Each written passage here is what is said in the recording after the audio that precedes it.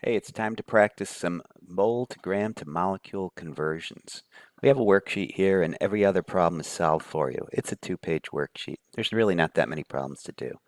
Let's dive right in. It says how many moles of O2 are required to make 240 moles of water. What are they talking about? Well, they're talking about this balanced equation right up here where we're burning butane. Let's see if we can do it in our head. We need 240 moles of H2O and we want to start with moles of O2. Ugh, we need 13 to make every 10. So in order to make our 240 moles, we'll have to multiply that by 1.3. Can you see that? You have to start with 1.3 times as many. And it says a fast method is the mole ratio is 1.3 to 1. So boom, we're going to need 312 moles.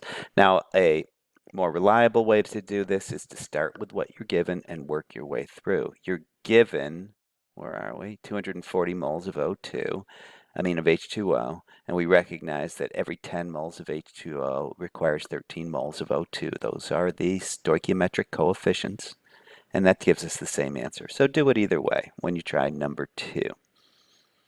Notice this is a mole-to-mole problem, just as the previous one is. That's one step only.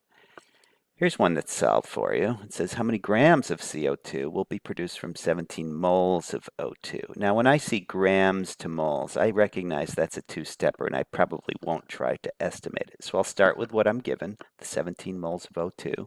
I'll recognize that it's a two-step conversion because we're going to grams, so I'll draw my two lines, and I'll also write equals blank grams of CO2 to keep me going in the right direction. And then I'll start filling in the blanks. If I see moles O2 right here, I will always write the same units on the bottom because we want to cancel it to something else. In this case, every 13 moles of O2, see it, only requires 8 moles of CO2 right there. So it's going to go down. And then we simply have to figure out what it weighs. So the same units always translate from top left to bottom right. And what is the molar mass of carbon dioxide? 44 grams, 12 for the carbon, 32 for the O2. Means we have 460 grams of CO2. And there you go. Let's go on to the second page. Here it is. Now we have some gram to gram ones, and here's one that's solved for you. I'll go through it. It says how many grams of butane are required to produce 25 grams of CO2. We should get 8.2 grams. Notice that the answer is given. You just have to come up with the work. Well, I'll start with that 25 grams of CO2. I'll recognize that it is a gram to gram conversion, so I'll draw 3 lines. I'll write equals blank grams of butane to keep me on track.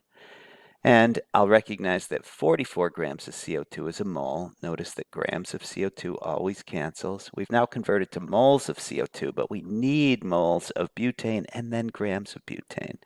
Well, it goes way down. Every 8 moles of CO2 only requires 2 moles of butane, and that is from the balanced chemical equation, which is not showing up here. It's on the previous page, but trust me. And then a mole of butane happens to weigh 58 grams. That's 4 times 12 plus 10. And you will need 8.2 grams of butane to make your 25 grams of CO2. It didn't say so, but we assume there's excess oxygen. Now, a much more challenging one for you. Carbon-14 has a natural abundance of only 1 in a trillion atoms, right? And that would be that percent. A human body is on average 18% carbon by mass. Okay, I believe that. And now we need to know how many carbon-14 atoms are in your body. Be sure to show your work, and there's a conversion for you. Oh my God, this is going to be a lot of steps. Well, you have to do this on your own, but I will help you walk through it. What should we start with? What you're given, and that is a human body. I would start with, say, a 100-pound body, and then I would convert from pounds to grams, noting there's 453.6 grams in a pound. I now have grams. That's grams of your body. But for every gram of your body, only 18% of it is carbon. So every gram of body would equal 0.18 grams of carbon. And 0.18 grams of carbon, let's figure out how many atoms that is. Well, it's not many moles because 12 grams is a mole. So we now have moles of carbon. For every mole of carbon, you only have 1/trillionth of a mole, 10 to the minus, let's see, billion is 9, right? So trillion is 12, 10 to the minus 12th atoms of carbon-14, and bada bing, you should be done at that point. If you did everything right, you'll get that number. Definitely a challenging problem. This is Mole Worksheet 3.